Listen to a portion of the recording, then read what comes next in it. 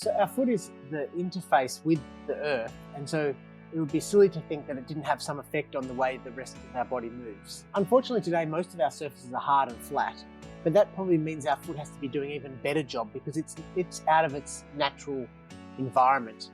Its natural environment is to have deep pressure and texture. If you look at the shoes that most people wear, they're cushioned and they're heeled and they're stiff, and so the shoe is even removing you further away from that deep pressure and texture. So when our foot lands, really it's along for the ride at that point, and our hip and our leg and our torso is controlling what happens at our foot, and pronation starts to occur. This is a good thing. If this pronation is the shock absorption of the body, the primary shock absorber of the body, and so if we stop that, say with a shoe or with an orthotic or something like that, or try and control it in an unnatural way, that's not going to be that helpful. Feet are our foundations. They really are the way we connect with the earth, and yet we take them for granted so much of our lives, often because we are wearing shoes that reduce that connection to our surroundings. And yet the way our feet move really affects the way the rest of our body moves. So when we have problems further away from our feet, it's always worth thinking about what's happening with our feet. In this brilliant conversation with Andy Bryant, who is a podiatrist in Australia, we dive deep into that connection between the foot and the rest of the body, balance, how the big toe affects how we move. We talk about the big toe quite a bit, but also pathologies like plantar fasciitis, bunions, and so on. And also the use of orthotics comes up a lot. If you're someone who is struggling yourself, or you know someone who is, or it's just something you've never really thought about but want to do your best by your whole body, then you'll love this episode. So, Andy, you are a trained podiatrist with a natural foot function perspective, or at least that's the way you describe it on Instagram. And you've been working in this field for many years. So I would call you an expert, but I would call you an expert with an alternative outlook to perhaps some of the rest of the people in your industry. I don't know. Now I talk a lot about barefoot shoes, releasing the feet, feeling the ground, loving your feet, and so on, because that's been part of my journey. But I find that when I talk to others about it, there's quite a lot of resistance. There's also quite a lack of knowledge as well about pretty much the importance of our feet, the role they take in our movement world. Obviously, until something goes wrong for them. And then suddenly they're all over it, which is sad, because that's usually later in the day than you would like, I'm sure, which is why you are educating all the time to try and help people avoid that situation. But I'd like to start with your story, because I was fascinated to read that whilst you were doing your training, I believe, at university, you were actually suffering from foot problems yourself. Is that correct? Yes, for sure. And I think a lot of podiatry students become podiatry students because they've had some experience with podiatrists. Maybe other professions are like that as well. Yeah, thanks for having me on anyway, Wendy. Pleasure. So yeah, I was an elite middle distance runner, and probably trying to transition from being a junior to a senior a bit too readily, and doing too many kilometers. And this is like 30 or 25 years ago, or just over 25 years ago. And so there wasn't the focus on strength training. Like we all probably say, if I only knew then what I knew now. But so I had a series of shin splints, which turned into stress fractures. So that's on the inside of on the bone on the inside of the leg, gets stress on it from running too much. And the treatment, because I was at podiatry school, was to use orthotics. But I ended up just quitting running because the orthotics didn't really, I still got stress fractures afterwards. And right. So I quit running, probably for 20 years, really, but that's okay. Well, maybe it's not. But and how did you feel about that though? Was it kind of a goal and a dream lost by having to quit? 100%. Yeah. Like I was at a level where, the Sydney Olympics were coming up, and that was a goal, so, probably not a realistic goal ever, but I was at that level where, had things gone well, maybe that could have happened, so, right. So it was a big thing, but as humans do, we adjust and adapt. And so I became a cyclist, and then, got into my career and really forgot about running, but it was always like a big part of it. And the funny thing was I was still wearing these orthotics that I'd made or had made for me at university, even though I wasn't running anymore, for this perceived foot problem that I probably never even really had. It was just the way we treated things when we were at podiatry school and the way podiatrists treated it. And so I went out into podiatry practice. But before I did that, I was really thinking I don't want to be a podiatrist. I prefer to educate people. Like I was really enjoying educating the clients in clinic, in the student clinic. And so I thought maybe I'll become a lecturer. And I did an extra year where I did some lecturing of the undergraduates, but you were allowed to work then. And I think working, I was like, oh, well, there's money in that. And I'm still educating. And so and then I got some good opportunities, and I started in a quite a big practice that I was a partner in pretty early on, and just sort of got swept up in practice. But I always underprescribed orthotics, maybe because there was a gut feel about them not being 100%, or just thinking, not everything's right. And, fast forward about 15 years or 17 years maybe, I was an elite cyclist by then and had a series of head injuries from falling off over 2 years, which is a bit random. But, like they were fully weird accidents, like a kangaroo jumping out in front of me. Oh, my goodness. That's not something you hear much in the UK. Yeah. Like we were in a bunch sprint and I jumped away from the front of the bunch to try, because I wanted to be safe, because I was never a sprinter. I was more of a hill climber. So I thought I'll go for the early win, And so I was out on my own, and the kangaroo jumped out in front of me, not in front of the bunch. So really random stuff happened that meant I couldn't cycle anymore. But I'm a very physical, movement-based person. And so for some reason, and I still don't know to this day, possibly because I had those series of concussions, so my memory's a bit shady. I ended up in a yoga class, and I became quite into yoga and really like embracing it. And noticed, obviously, I didn't have my orthotics on because I didn't have shoes on, but noticed my feet getting stronger by good cueing. Like if for those of your listeners that do yoga, there'll be the cueing of the back foot in Warrior 2, where you have to ground down on the outside blade of the foot. And you pull up your arch. I'm like, oh wow, my arch comes up. Not that I ever thought I had flat feet or anything like that, but I could control my feet. Whereas at uni, we're kind of taught, and I think it's still taught this way, that the muscles that your foot is your foot, and you can't really adapt or change your foot. Similarly, and the analogy was used similar to the eyes, like the muscles in the foot are very small, like around the eyes, and so you can't really train them. And anyway, I was noticing I could train my feet. I was noticing people at the gym, because I'd started going to the gym for the first time in my life, training barefoot. And I was kind of looking into this and looking for that cardio outlet.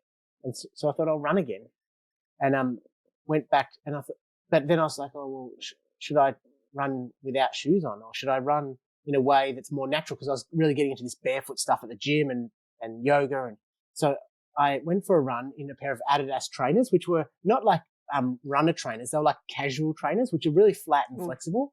And my calves just locked up. They just could not cope with being in a shoe so flat. And I was like, oh, this is crazy. But I didn't stop, because I stopped running probably that day, but I didn't think, oh, that's the end of that. I just thought, oh, my calves aren't up to it. And then I trained my calves. And I sort of retrained myself to run again. And now I run regularly. So that's like maybe 7 or 8 years ago. I got a bit competitive again, but then I noticed that that's not really good for me to be competitive. So now I just run. Interesting. I just run to keep my dogs healthy. A few healthy. decades on. That's right. Yeah, exactly. Knowing yourself somewhat more, knowing what's good for you. Yeah. Yeah. So now I just run to keep my dogs happy, and because I enjoy it. But I don't do anything competitive anymore, and I just run in either barefoot on nice soft surfaces, or in barefoot shoes, which I'm sure we'll talk about. Shoes that just let my foot do its thing. My calves are fine now, because they adapted to that. And so it was a huge transformation for me. I obviously got rid of my orthotics. I then changed the way I practice, which is a huge I was going to ask that, because obviously suddenly you would have such a different perspective, and it's. I mean, it's probably brilliant from your client's perspective, because you've been there. It's your lived experience rather than just something you've been taught and you're not quite sure. Apart from sort of testing things out on lots of different clients, it's actually your body. Well, that's the hardest. That was the hardest part, because I had clients that were long-term orthotic users through my not persistence, through my advice. And so then when Yeah. they were coming in for like a recover or a review, I was having to explain that there's a different way. And I think it was probably testament to my relationship with my clients, all of them that I had that conversation with were like, okay, yeah, let's do that. Let's do that. So then that Amazing. was a powerful thing. I was in a practice that wasn't really conducive to this way of practicing. And so I went out alone. That was about 2020. And just now I just work on my own without any staff and just do what I call natural podiatry or rehab podiatry, as well as still cutting some, elderly people's toenails, because that's a bit of downtime in between the intensive chronic cases that I now attract, because I think there's a lot of podiatry that doesn't work for people, and they're the ones that I then end up seeing. Yeah, so that's kind of my story. So you've become the end of the road guy. Yeah, which is a bit hard sometimes. I wish it was easier. Yeah.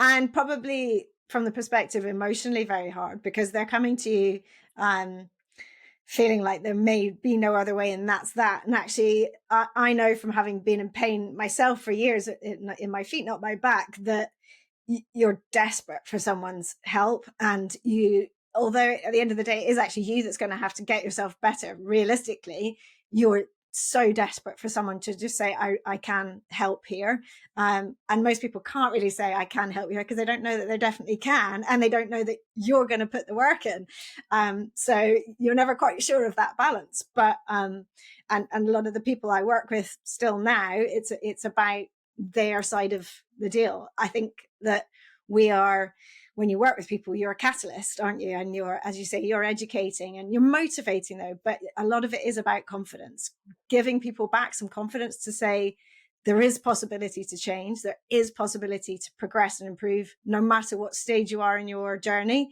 or where you see your stage in your journey.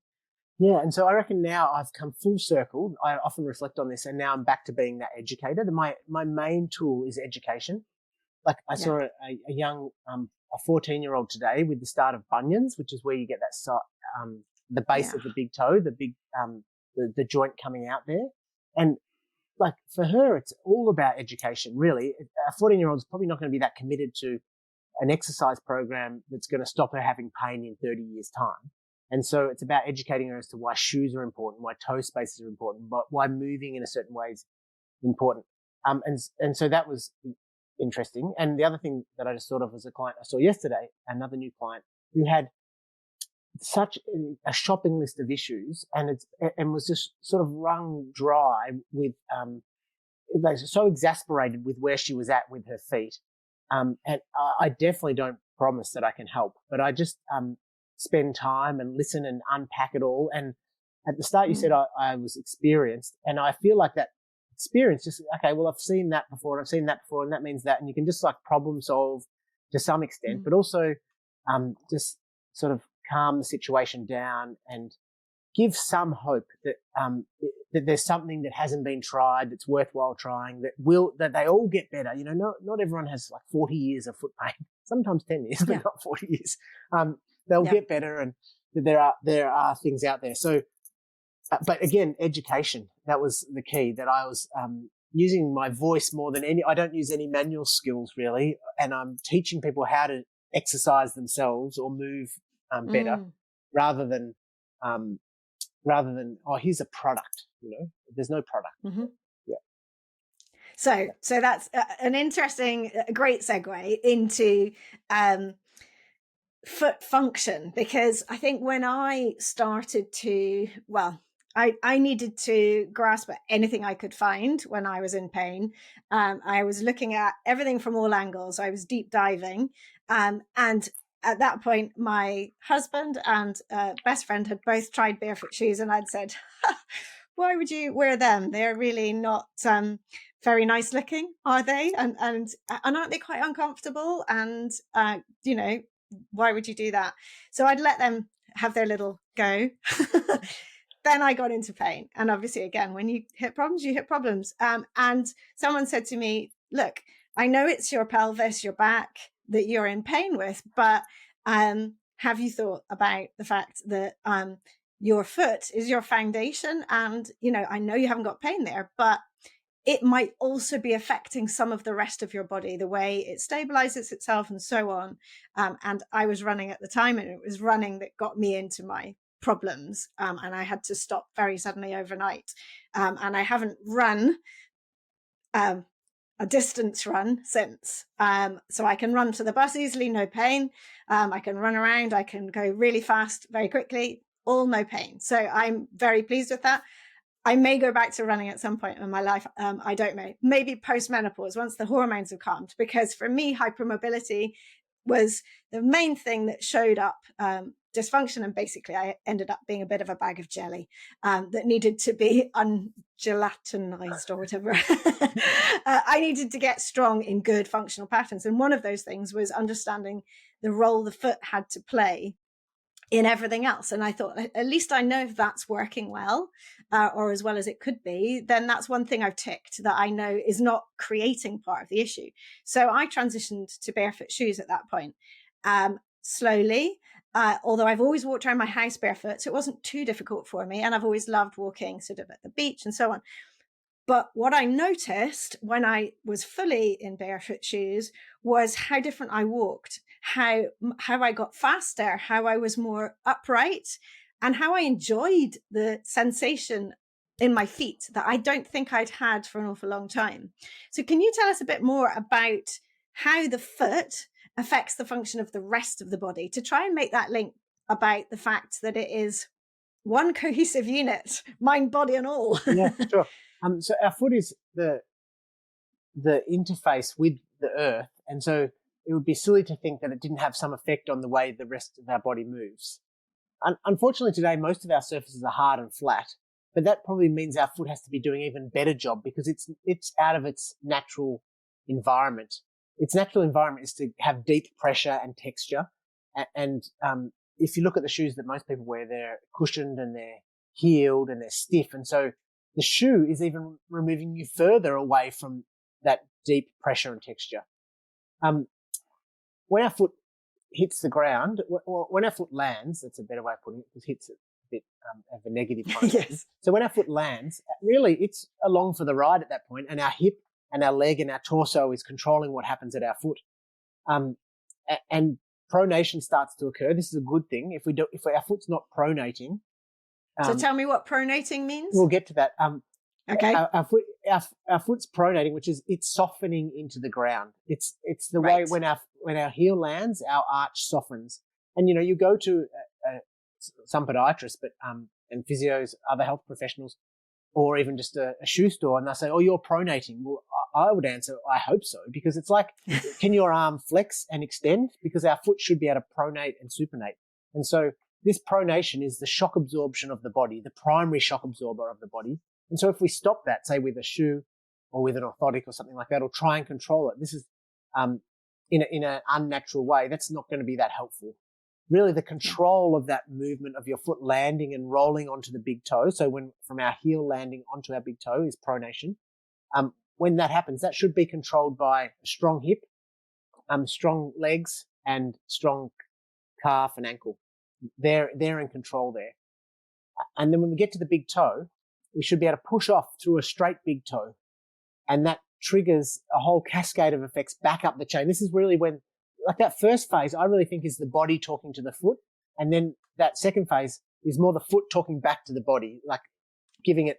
That's great. Yeah, that makes a lot of some sense. Guidance. So as we push off through a straight big toe, and a modern shoe or conventional shoes pretty much never let your big toe be straight. They all put it on ankle. So can I interject there? So when you say a straight big toe, are you still meaning, because obviously the toe from the joint. Yeah. So the joint has you're bending through that joint, and then you're pushing off through the end of the big toe. Yeah, so I just mean, to really. Yeah, usually I have my foot models, but I left them at work today. But if this is your big toe, if this is your big toe, if it's bent sideways like this, and you're not pushing off through a straight big toe, I mean, like you want to be able to flex through the big toe, that, but you want to do it in a way that aligns with the back of your foot, the middle of your foot, so rather than your big toe being sideways.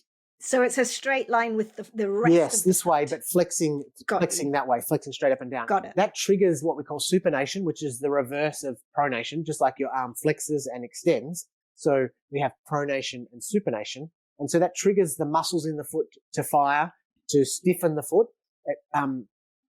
As we push off, it lights up all the muscles on the inside of our leg, all the way into a pelvic floor, creating a very strong push-off position that engages our glutes and our whole posterior chain because we've used a straight big toe. And so this is how I see the foot relating to the body. And when I'm assessing someone, I'm seeing, okay, what's happening in this phase and then what's happening in this phase, and how do we, like if someone's really good at the pronating bit, maybe too good, we need to build in some hip strength to control it a little, or maybe some inside ankle strength to control it a little bit, that rolling in. But then often that foot is not so good at the pushing off bit. So we've got to get better at strong calves and strong on the inside of the ankle, and strong feet in that sense, like the little muscles in the foot. There are a lot of little muscles in the foot. So that's how I see the foot relating to how it functions with the rest of the body. There's also internal and external rotation happening. And so that can affect further up the chain, all the way up to the thoracic and the neck. And so we want that to time correctly. But that said, every step is, like on this hard, flat land that we live on, a lot of our steps are more normalized than they would have previously been. And so the human is highly adaptable. And I think we get used to those things. But when problems start up, it can sometimes be because we didn't get used to them well enough. And so that's when we might have to make a change and go back to the way we're meant to move. And it's, yeah. So, I don't know if that answers that question. No, it does. Yeah. Absolutely, it does. Certainly certain things can happen to feet from traditional footwear, where presumably if we go back to that alignment of the big toe and the push off, where that becomes compromised because the toe is kind of permanently not at the right angle, just at rest, when it's not even in use.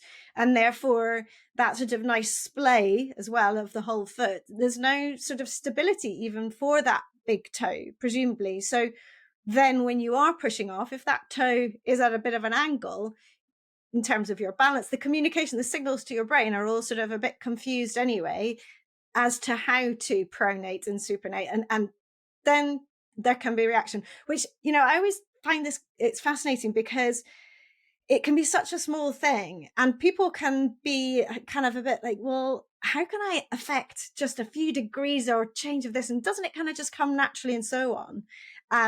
And my response, you're the one who's here to talk about it, but my response is always, well, yeah, it should. But after the years of onion skin layers of life with all the different shoes we've worn, if you're female, the high heels, and then the walking in thick soled shoes, if you were at school and you were told you had to wear shoes that could be polished, and then the lack of, in my world particularly as well, being able to get up and down off the floor anymore because you haven't been getting up and down off the floor. And, a lot of my clients, I see their big toe particularly is really not very mobile anymore. So they complain that they can't get up and down to the floor, but actually, and sort of we talk about hips and knees and so on, but often the big toe is a big factor in that, where they're sort of pushing off and struggling with that because it's painful because they haven't got the mobility there.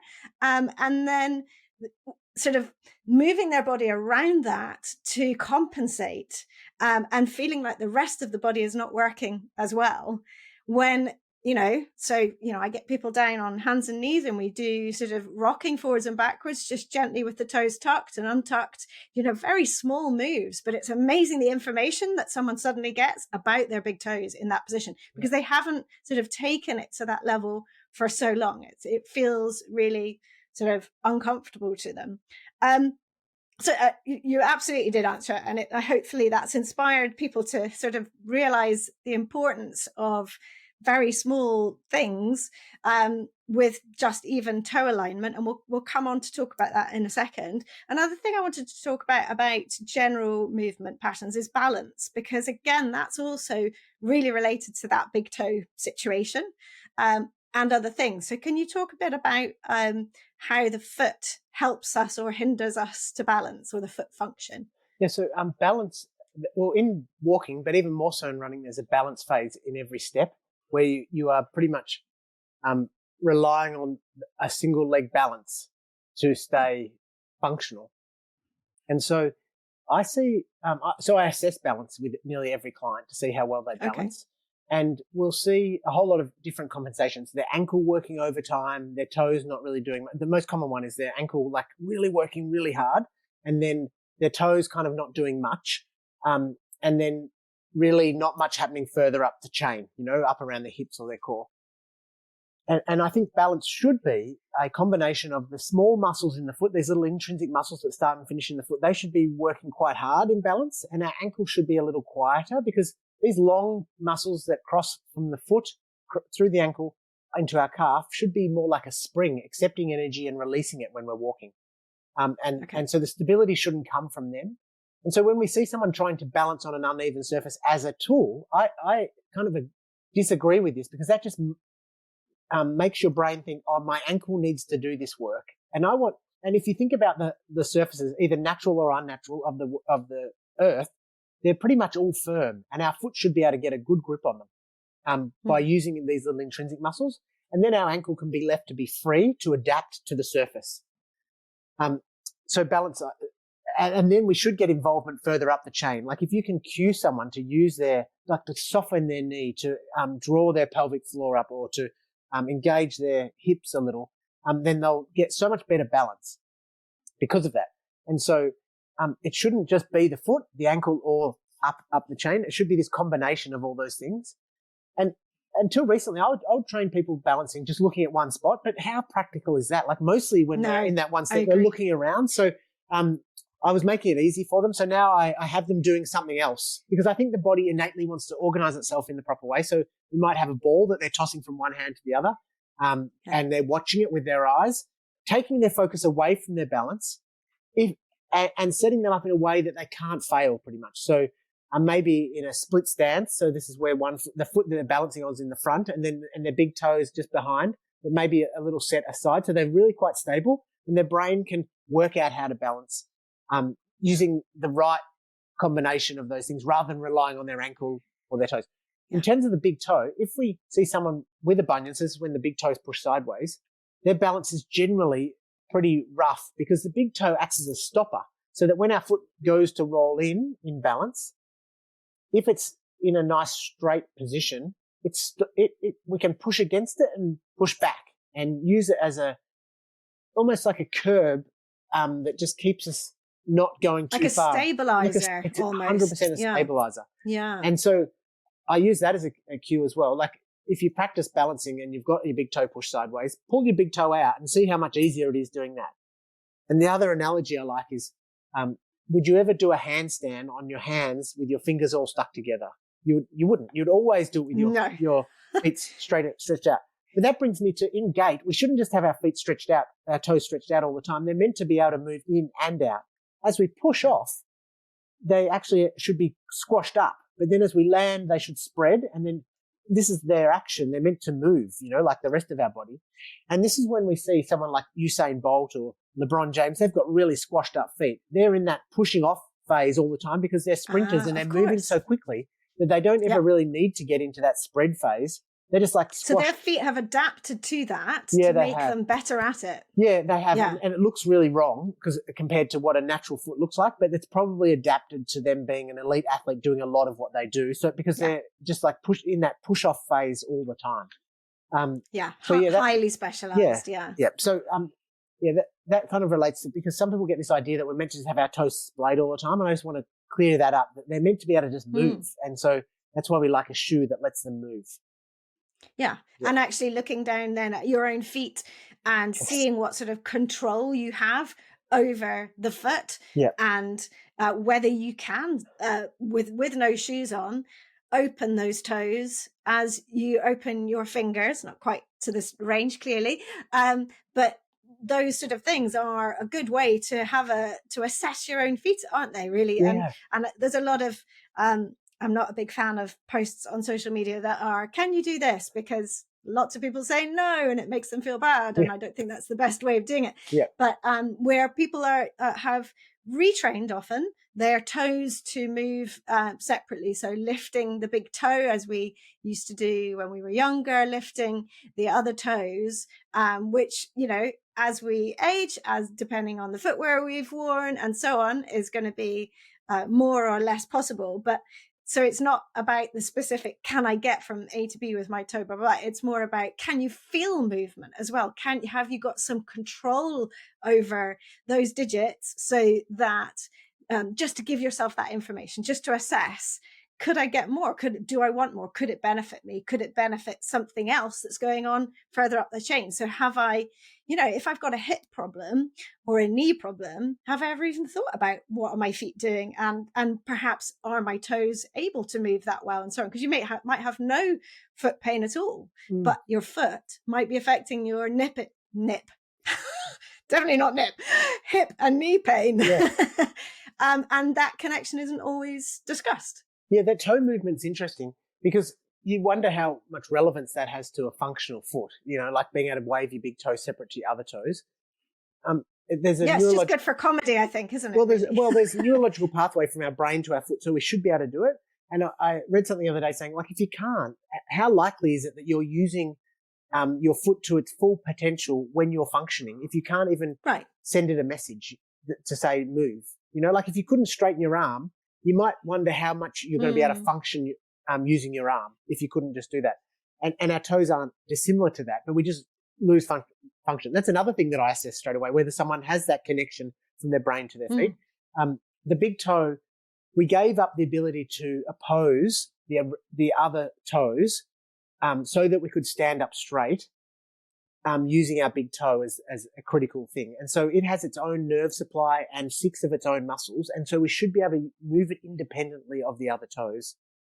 The other toes, it's harder to move them independently because they're controlled by the same muscle a lot of the time. The little ones a little bit differently. If we're going to strengthen these muscles and these the muscles in our foot, most of the muscles in our foot attach to our toes. So we want to be able to move the toes if we're going to be able to strengthen the muscles that attach to them, because it's hard to strengthen something unless you can move the joints around it. And so there is some relevance to being able to do that. And it's a good connection as to how connected your brain, it's a good judgment as to how connected your brain is to your feet. And I think worth working on as step one, because if someone comes to me and they've got foot pain and they can't move their toes, that will be their primary homework, part of their primary homework, because I can't load their foot until they can move their toes. Right. Yeah, absolutely. And you know, let's see it as an opportunity rather than something that's a negative over time or whatever. Yeah. And then the other thing while you were speaking there I was thinking of was the sensitivity as well of the feet, because I have I'm sure he won't mind me saying, or maybe he will, but a good friend of mine a couple of years ago, I remember taking off his shoes to walk to a pool when we were on holiday in Italy, and the stones to get over to the pool had quite sharp edges. So given the sharpness, anyone would find it a little bit tricky, but everyone sort of got across okay. But his reaction was his body shape to get there was quite incredible, but also the noises he made were also quite incredible. You know, you hear about that a lot. So when people first start to take off their shoes and experience the ground again and the world, they often find that their feet are really sensitive because they haven't been used to having that. And is that a determinant of, again, a sort of a lack of connection between the sole of the foot and the brain? What does that mean, if you see what I mean? Like we could go back to when a child first walks and they're in a wide, flat, flexible shoe because it's best for developing their strength, their muscles, their balance, their connection with the earth. They've even got an extra fatty pad that makes their foot look really flat so that they can be as balanced and as stable as possible, because they've got this big head on a small body.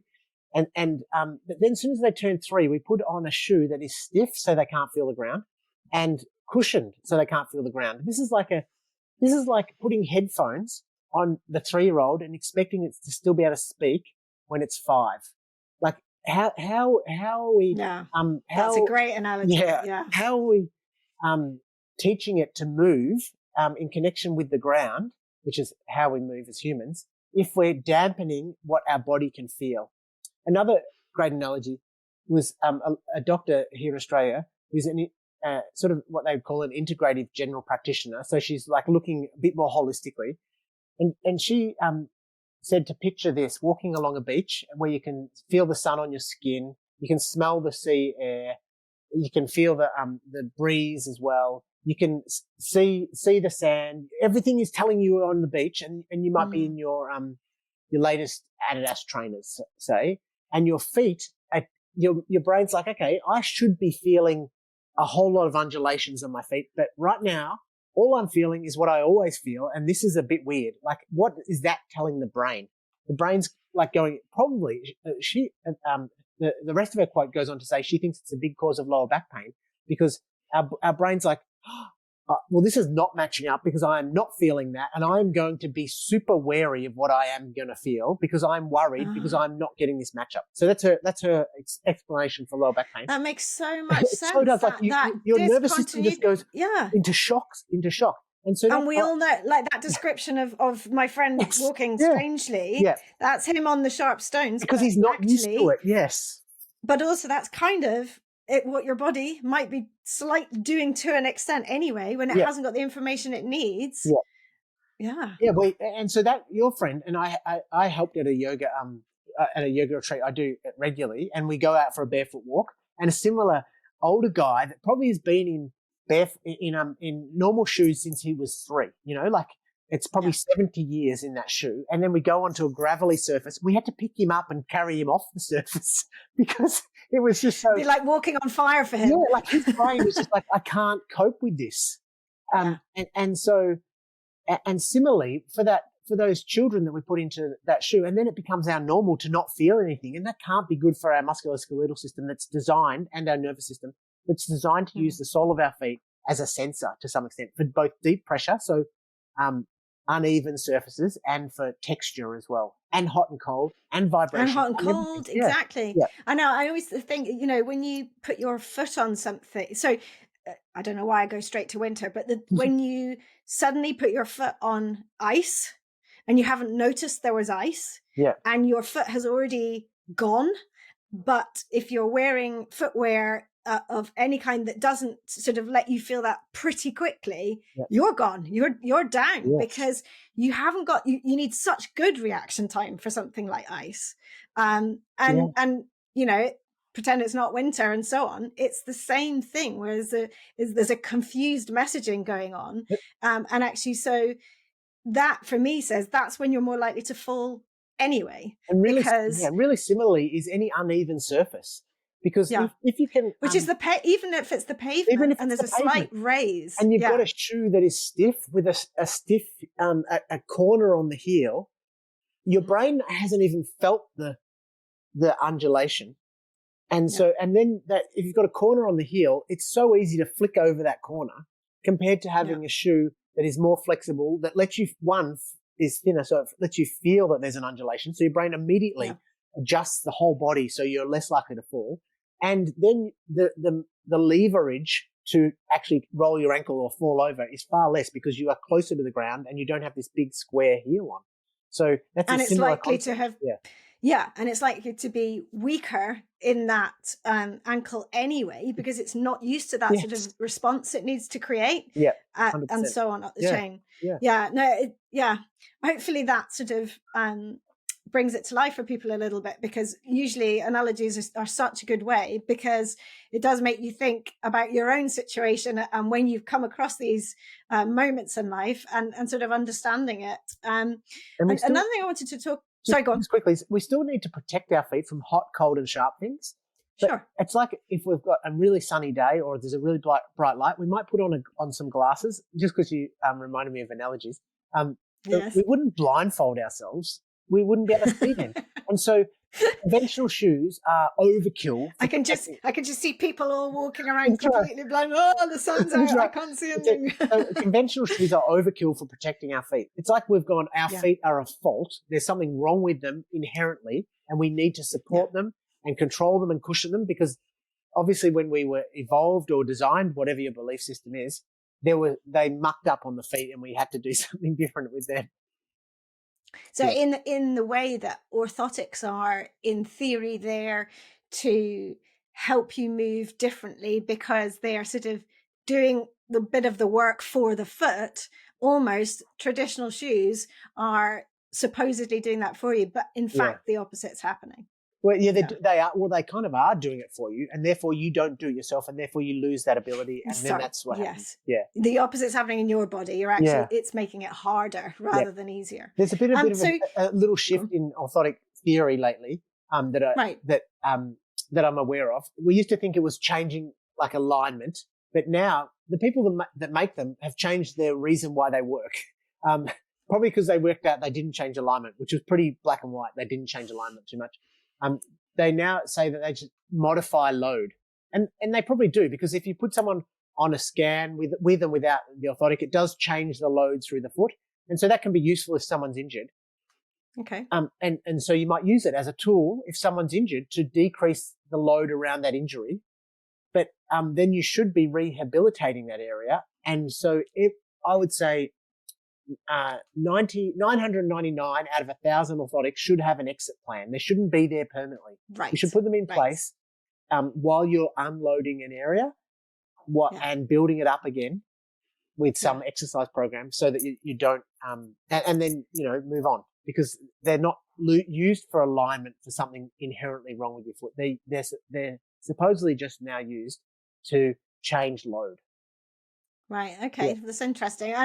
And to even hear the words that it's important to have an exit plan. I mean, if you think about when something goes wrong in your body and you have to put it in a cast or something similar, you're not going to leave it like that forever. And you're certainly going to rehab it afterwards, because you take off that cast and the muscles have completely atrophied. They've withered away often if it's a long term, and you've got to build everything back and get that function right. So it's slightly different, but in the same way, it's important to see it as a temporary thing that's helping you.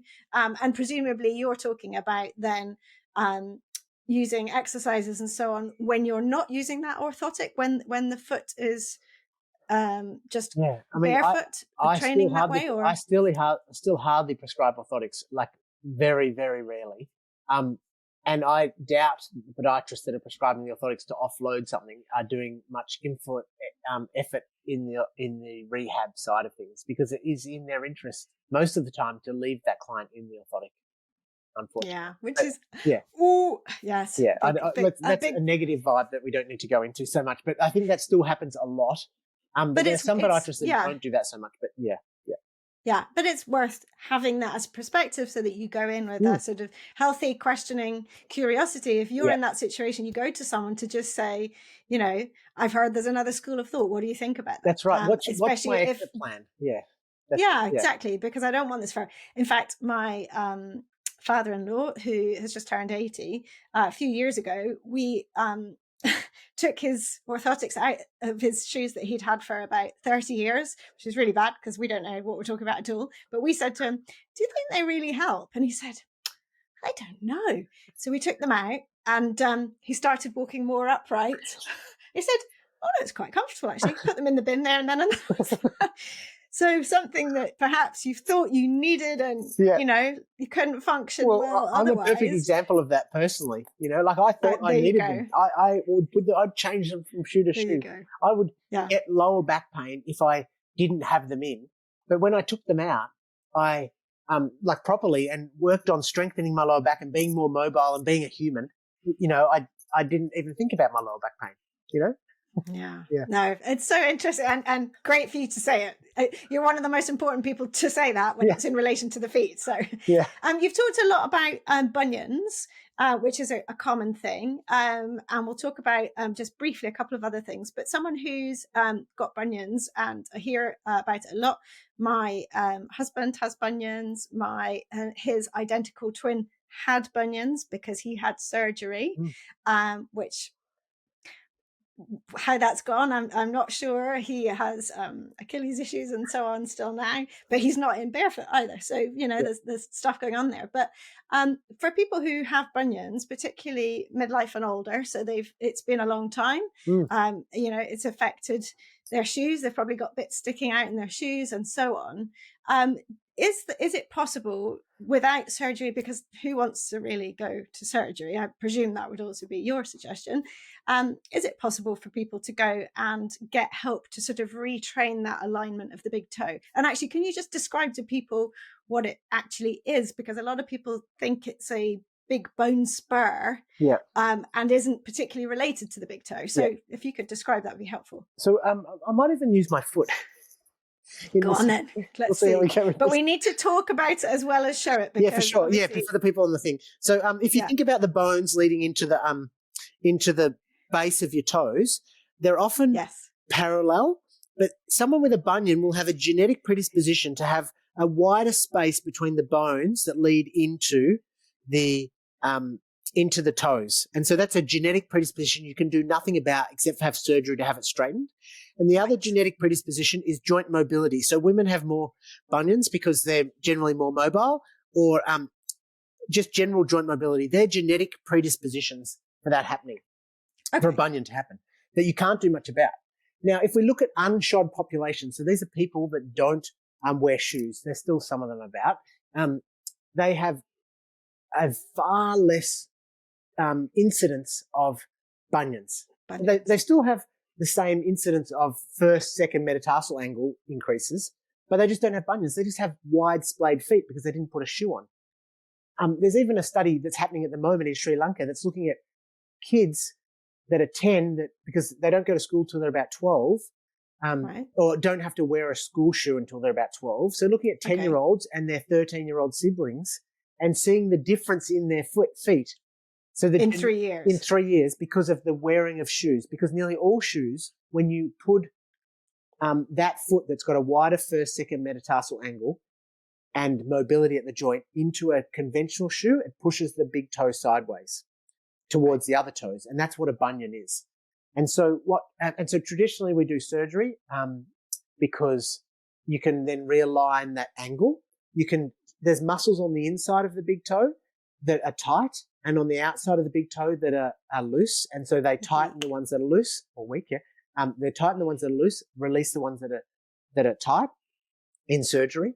But it's a horrible, horrible surgery to have. And it's really not recommended. I mostly see the failed ones, or I help people rehab after the surgery, or I do prehab for those that end up having surgery because their deformities got so great they're still going to have surgery, but we do work to make them stronger so they get out of surgery better. But so now, if we just change the environment, like if the environment is what triggers a bunion, if we change the environment, the shoe, then we give the big toe the best opportunity to work the way it should. My wife's a really good example of this. There are 4 stages of bunions, and she only had stage 1 into deformity, but she had a lot of pain. And she would never do an exercise that I might suggest for her. Never wear toe spacers, which I might suggest for her. But she did take on, never, ever. But she did take on the wearing. We so know this story. That's right. She did take on the wearing of wide shoes. And over a 4-year period, her toes are straighter and she has far less pain. Right. And if she does occasionally have pain, I say, "Did you do your exercise?" And she says no, and then I don't hear about it for a little while. But that's a different story. Anyway, just changing the environment is number one thing to do. There are things called toe spacers, which you can find all over eBay and online and all this type of things. These are things that realign your toes by wearing them. There are some that are hugely aggressive, and there are some that are a bit more gentle. I like the gentle type, obviously. So describe what gentle, if someone was going to look for what gentle means. There's some aggressive ones that when you have to put a brace on and then you twist it and crank it out, and I really do not recommend that. And then I've never seen that. One size fits all silicone ones, and they're still pretty aggressive, but they can be worn when you're barefoot around home. And then there's some more gentle ones that are almost like that kinesio tape that the tennis players wear on their elbows. That doesn't change the way they elbow moves, but it just brings awareness to certain muscles in the area to change the way they. And so there's some spaces like that. most people that want to do something about this would start with the middle ones, the silicone ones that are one size fits all. They're not expensive and you can just wear them around home. And you'll notice, even just wearing them for 2 hours, you take them off and your feet are straighter. And then you go and put them back in the shoes that squash them up, and it's a bit counterproductive. And you're like, you start questioning the whole process. And if you've worn them for a little bit and it's really quite uncomfortable, that's great information that, your toes are struggling to have that splay. And therefore definitely take them off. Yeah. But try again. Don't let it put you off. That's right. And so you're better off just doing a little bit to start with and building up. And then there's, again, some good research showing that most people have pain in their bunions because they don't know what is happening. And so lack of education. So just finding out this information is helpful for your pain as well. But there are also exercises, this is what I do as my job pretty much on a daily basis, which strengthen the muscles on the inside of the bunion and release the muscles on the outside of the bunion, so that we are rehabilitating the joint as we would a knee or a hip or a back. We make muscles stronger to support the joint in a way that's conducive to good movement. And so definitely bunions can be addressed without surgery. Yeah. In most cases, not always. And orthotics have been used a lot because when we have a bunion, our big toe pushed sideways, the inside of the foot becomes unstable because we don't have that support, like we talked about in balance before, that support system of having a straight big toe. And an orthotic creates this support that the bunion, the foot with the bunion is missing. And so podiatrists think, we should provide that support. That'll stop the bunion or stop it getting worse. It's a bit like putting it's just a Band-Aid. It's not really going to fix it. It's just... again, the cast, isn't it? It's the cast thing where you're then reliant on the cast. Yeah, that's right. It's actually not helping the situation at all.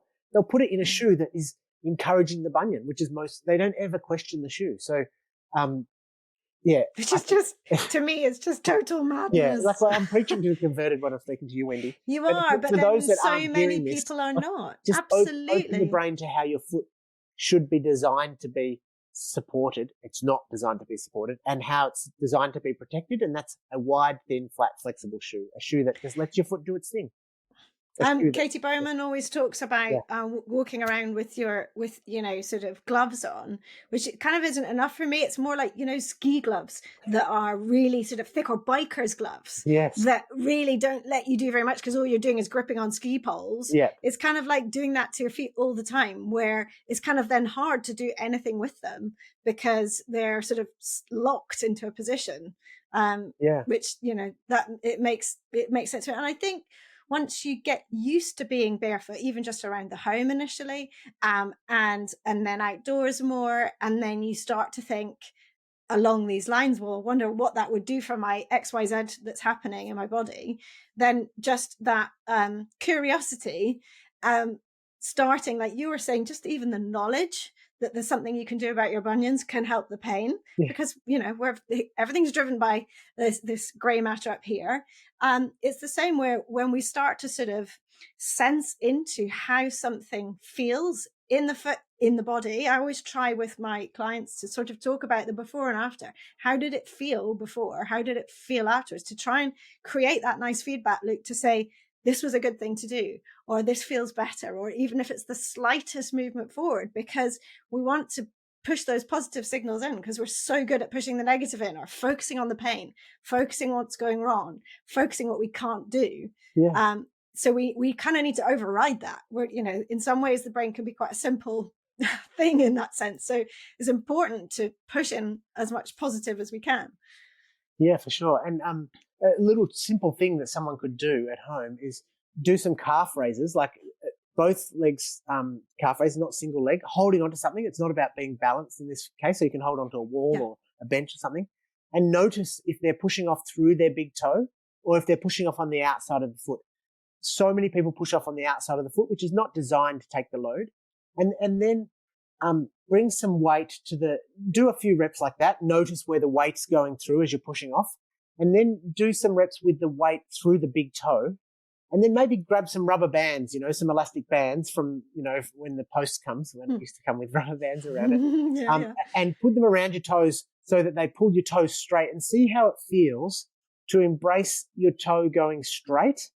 Because again, even if you don't have a bunion, nearly everyone's big toe is not straight because of conventional shoes.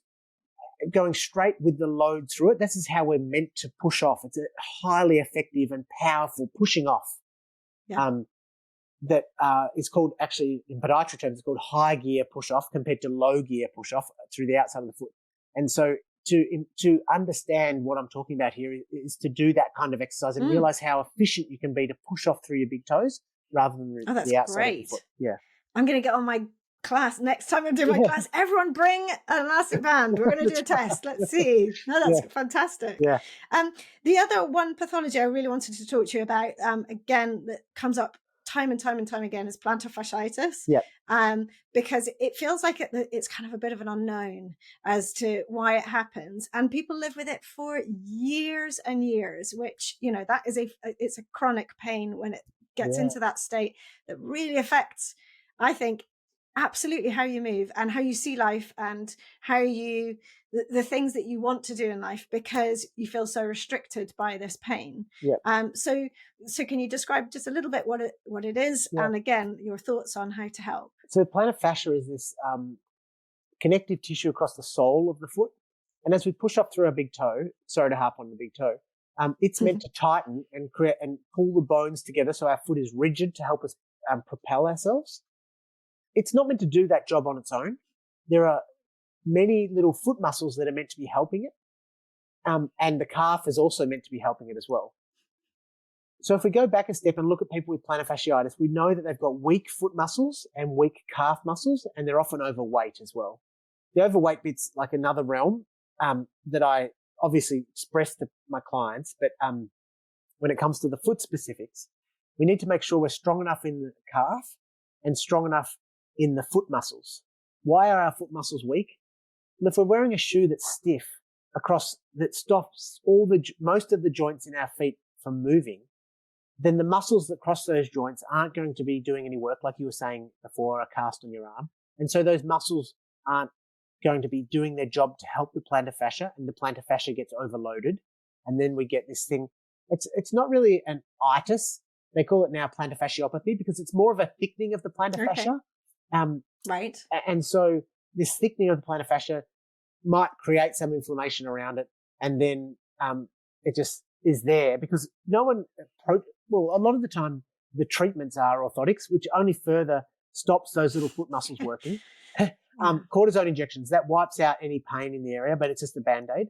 We might use shockwave therapy, which is something that they use to create a new inflammatory response so that your body knows to heal the area because it's been reminds there so long. Reminds it. Yeah, that's right. Hardly ever rehab. Obviously, I focus on rehab, so we do foot strength work, we do calf strength work, we change the shoes so that the foot has to move.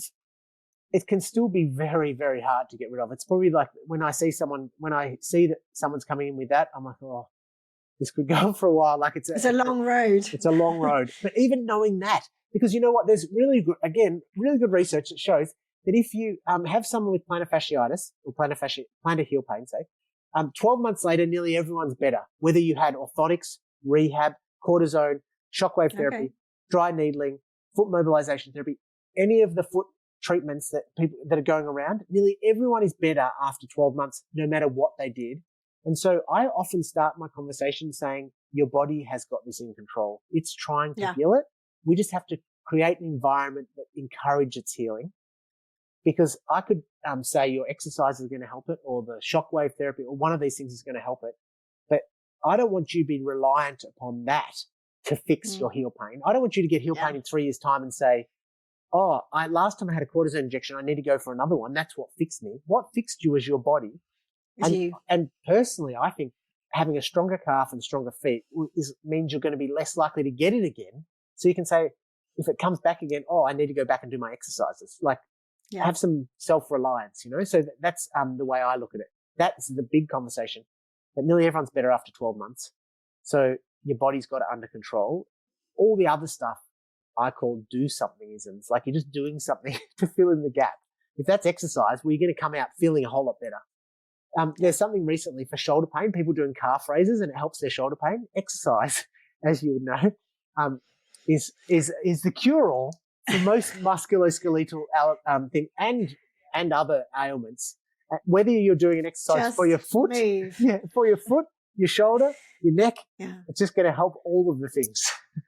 Yeah. And it is all linked. Ultimately, it's very hard to completely and utterly isolate one small area. And when it's something like the foot, the heel, the ankle, and that's where the pain is, I mean, how could you not move the calf further up the leg? Right, it's impossible, and Yeah. yet we've become so reductionist. Everything has been really put in boxes of the body, and I see it in myself. Sometimes I'm like, sort of do these movements for the hip, and it is for the hip. It could really help with your hip, but it's going to help with lots of other things That's too. right, I'm just not yeah. saying that. Yeah. Kind of like this will help with whole body.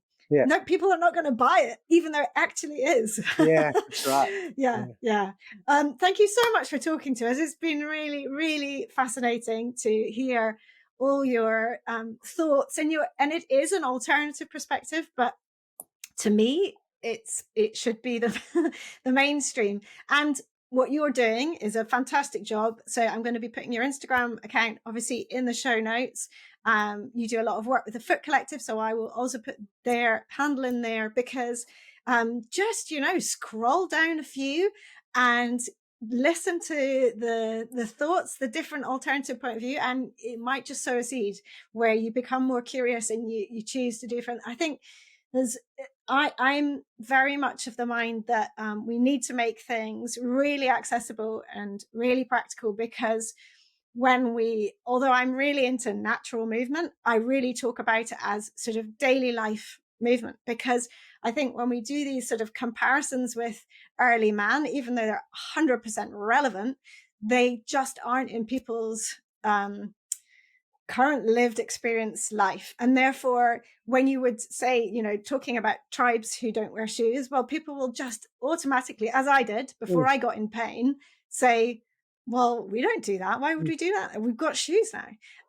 And so it's just hopefully making people more curious, questioning, thinking about the effects of these modern life conveniences we've got in this concept, shoes, otherwise chairs, the way we live, to try and work out, just know what they're doing and be able to make a choice and a change if you want to.